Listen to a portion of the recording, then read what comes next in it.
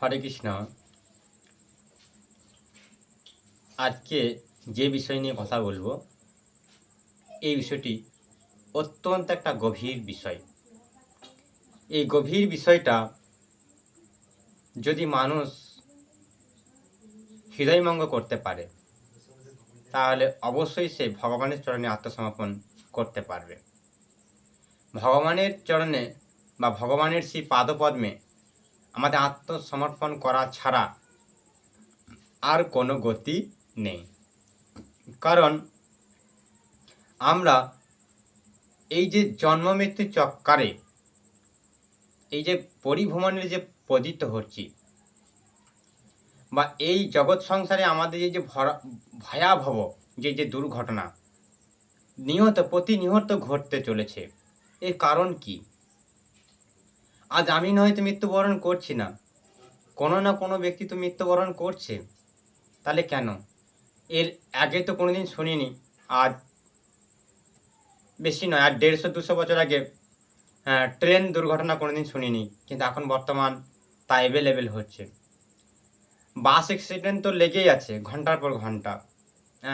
এখন তো শুনলাম বিমান দুর্ঘটনা। কিছুদিন আগে শুনলাম একটা আহমেদাবাদে নাকি মারাত্মক স্তরে একটা বিমান দুর্ঘটনায় 250 জন যাত্রী মৃত্যুবরণ করেছে। তো এইসব কেন হচ্ছে? এইসব? এই জিনিসগুলোকে উপলব্ধি করাটাই হচ্ছে বুদ্ধিমত্তার কাজ। কেন এর আগে ছিল না? কেন এর আগে বড় বড় রোগ ছিল না?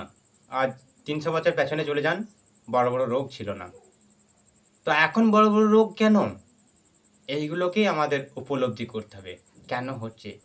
কি এমন আমরা কাজ করছি? এর আগেও তো মানুষ ছিল, তা সেই মানুষেরা কি এমন কাজকর্ম করেছে? তো তাদের এরকম ছিল না। আজকে বর্তমান সমাজের একটা ভালো বয়স্ক ব্যক্তি, 17-18 বছর 20 বছরের একটা নারী ঠিকঠাকভাবে সন্তান জন্ম দিতে পারছে না। আর এর আগে কত কম বয়সে নারীরা 5টা 7টা 8টা করে তাদের সন্তান হয়েছে, তাতে ঘরে বসেই। কেন? তার কারণ একটাই। এই একটাই যে কারণ, এই কারণটা আমরা কখনোই উপলব্ধি করছি না। আমরা শুধু একটাই জিনিস মনে করছি, এটা প্রকৃতির নিয়ম, হচ্ছে হবে। এর আগে পরবর্তীকালে আরো ভয়াবহ ঘটবে, হবে, বাস এইটুকু মনোভাবনা আসছে। কিন্তু আমরা একবারও যাচাই করছি না কারণটা কি। সেটা হলো একটাই কারণ, না আমরা শাস্ত্র বিরুদ্ধে প্রচুর পরিমাণে আমরা শাস্ত্রের বিরুদ্ধে কাজকর্ম করতে শুরু করেছি। শাস্ত্রের বিরুদ্ধে কাজকর্ম না, আমরা প্রচুর পরিমাণে মানুষ এখন বর্তমান সমাজে পাপাচারে লিপ্ত হয়ে গেছি। আগে যে মানুষরা ছিল, যে মানুষরা বসবাস করতো এই পৃথিবীতে, তারা এতটা অধিপতি বা অধপতিত ছিল না। কারণ তারা আমাদের থেকে অনেক গুণে ভালো ছিল। কিন্তু এখনকার বর্তমান যে সমস্ত আমরা মানুষরা রয়েছি, তারা একদমই অধপতিত হয়ে গেছে।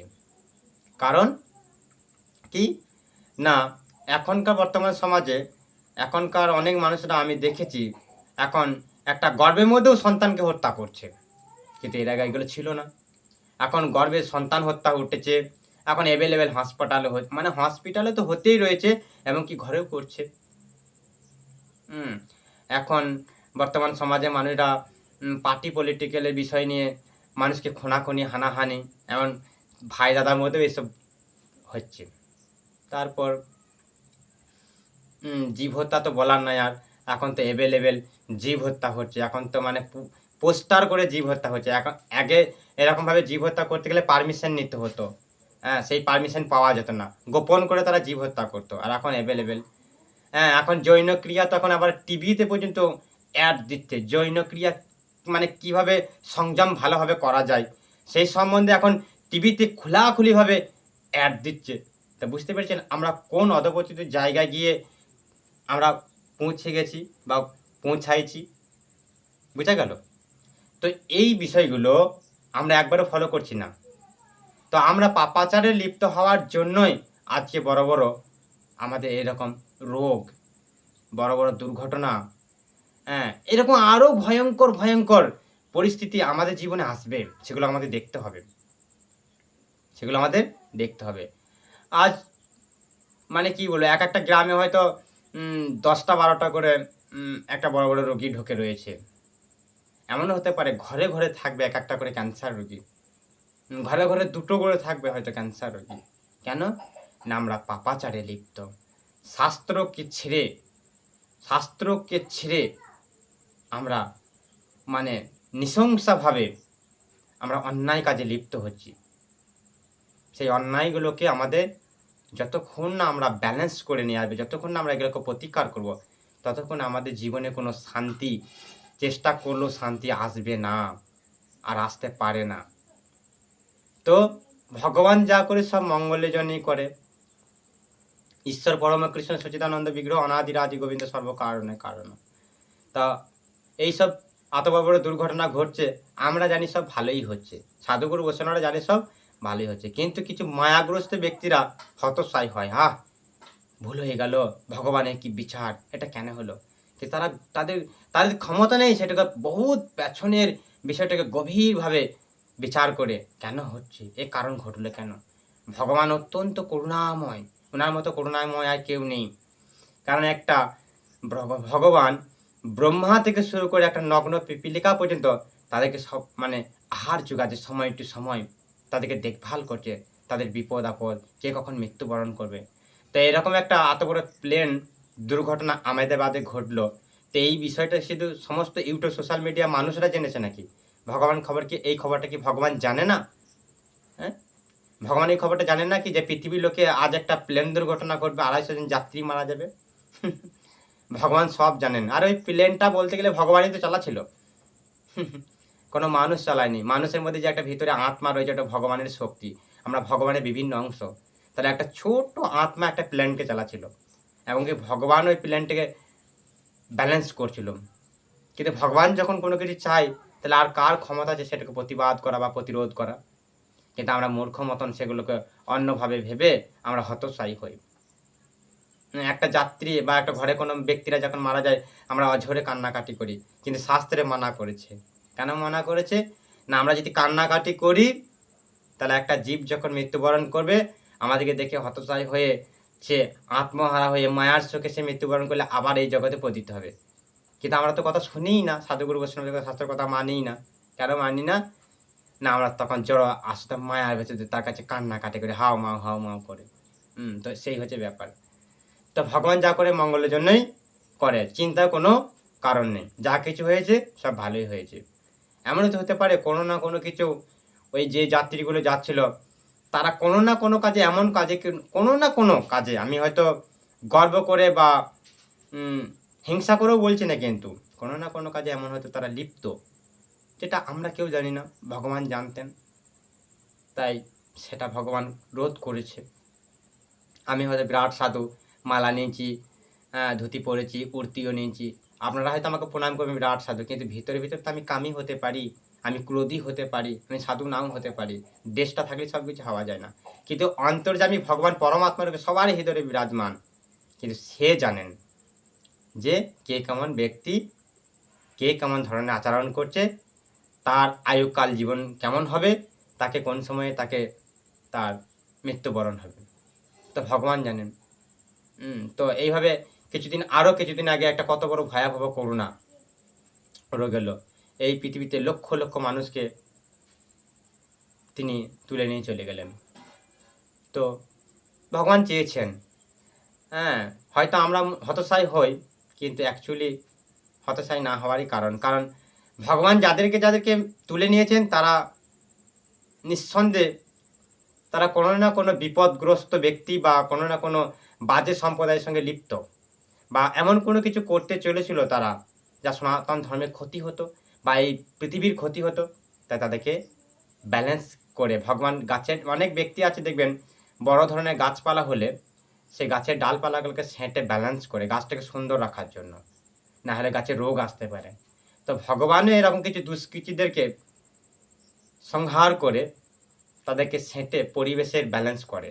তা দুষ্কৃতীদেরকে হত্যা করার জন্য সবসময় ভগবানকে নিজে আসতে হয় না, ভগবানের কিছু প্রেরিত দূত পাঠিয়ে দিলে সব কিছু মানে ব্যালেন্স হয়ে যেতে পারে। ভগবানকে আসার কোনো প্রয়োজন নেই। যেমন ছোট্ট একটা করুণা, আজ ভগবানের পাঠানো দুধ সে এসে সব কিছু ঠিকঠাক করে দিয়ে ব্যালেন্স করে দিয়ে চলে গেল। এখন ঠিকই তো চলছে ভজন টজন আরামে, আর কোনো কিছুই নেই। আবার যখন হবে আবার ঠিক ভগবান পাঠিয়ে দেবে। হয়তো মনে মনে ভাববেন যে এটা ভগবান কখনই করতে পারে না, বা এটা রোগ কখনো ভগবান হতে পারে না, বা ভগবান পাঠাতে পারে না। ভগবান কীভাবে পাঠাবে? চীনে এই সেই সব লাড়ালাড়ি করতে করতে একটা ফাটে গেছে, বাস্ট হয়ে গেছে, সেটা এরকম একটা গ্যাসের সৃষ্টি হয়েছে, সেটাই করুন না। না, এগুলো একটা গুজব আজব। হ্যাঁ, যেমন জড়বিজ্ঞান তার গবেষণাগারে একটা ফুল তৈরি করা তাদের বাপের ক্ষমতা নেই জড়বিজ্ঞানের। তবে একটা রোগ তৈরি করবে তো অনেক দূরের কথা। বোঝা গেল? এটা কখনোই সম্ভব নয়। ভগবান শ্রীমদ্ ভগবত গীতায় অর্জুনকে বলছেন যে, হে অর্জুন, আমি হচ্ছি রোগ, আমি হচ্ছি আকাশ, আমি হচ্ছি বাতাস, আমি হচ্ছি সূর্য, আমি হচ্ছি নক্ষত্র, আমি হচ্ছি তারা, আমি হচ্ছি পাহাড়, আমি হচ্ছি জল, আমি হচ্ছি সমগ্র বৃক্ষ, আমি হচ্ছি সমস্ত কিছু এই সঙ্গম স্থাবর লতা, আমি হচ্ছি বড় বড় সাপ।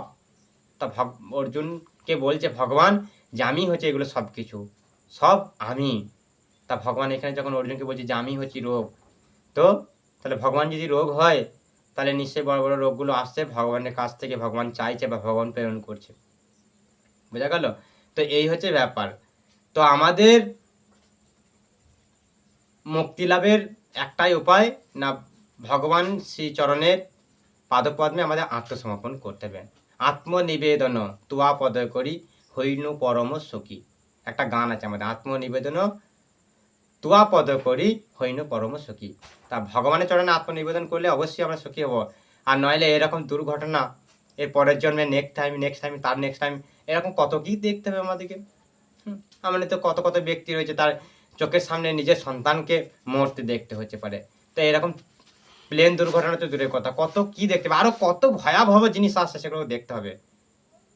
হবে আমাদের দেখতে। কেন না, আমাদের পাপাচারের দেহকে নিজের স্বরূপ বলে মনে করে ইন্দ্রিয় সুখভোগের জন্য অনেক দুষ্কৃতি কর্ম করছি, সেগুলোকে আমাদের বন্ধ করতে হবে। না হলে এইরকম ঘটনা অধিকাংশই ঘটবে। আজকে ওই ব্যক্তিরা প্লেন যাত্রীতে মরেছে, এমন হতে পারে নেক্সট টাইমে আমি প্লেনে যাওয়া আসা করব, সেই প্লেনে আমার মৃত্যুবরণ হতে পারে। এমন হতে পারে নেক্সট টাইমে আমি ট্রেনে চাপবো, সেই ট্রেনে অ্যাক্সিডেন্ট করে আমাকে মৃত্যুবরণ করতে হতে পারে। আর না হয়তো আমি এই জন্মেই চাপতে পারি, ট্রেন দুর্ঘটনা আমার মৃত্যুবরণ হতে পারে। তাই ভগবান বলছে স্বর্গে দেবতা থেকে শুরু করে একটা পিপিলিকা জীব অবধি আমাদের এগুলো সব ভোগ। কখনো স্বর্গ দেবতা হয়ে ভোগ করছি, কখনো শুয়োর হয়ে ভোগ করছি, কখনো কুকুর হয়ে ভোগ করছি, কখনো মনুষ্য হয়ে ভোগ করছি, আবার কখনো দেবতা হয়ে ভোগ করছি, এই চলছে। কিন্তু এটা বন্ধ করার একটাই উপায়, না ভগবানের সেই পাদপদ্মের চরণে আত্মনিবেদন করা, আর সমস্ত কিছু পাপাচারের কাজকর্মগুলোকে যত তাড়াতাড়ি সম্ভব সমস্ত বিশ্বের মানুষকে জীব হত্যা, কসাইখানা, হত্যাবাজি, হ্যাঁ, সমস্ত কিছু পার্টি পলিটিক্যালে যেসব হানাহানি, মারপিট, গুন্ডামি এগুলো হচ্ছে, এগুলোকে সব বন্ধ করে ভাগবত ভজনা করতে হবে আমাদের। তবে এইসব জিনিসগুলো রোধ হবে, না হলে তো কখনোই হবে না। এরকম বড় বড় দুর্ঘটনা আমাদের আরও দেখতে হবে। আপনারা অপেক্ষা করুন, আরও বড় বড় জিনিস আসছে, আপনাদের দেখতে হবে। হরে কৃষ্ণ। আপনারা দেখতে থাকুন আর ভগবান প্রেরণ করতে থাকবে। আর নইলে যদি মুক্তি পেতে চান, আত্মনিবেদন তো আপদ করি হইনু পরম সখী, ভগবানের চরণে আত্মনিবেদন করুন। হরে কৃষ্ণ।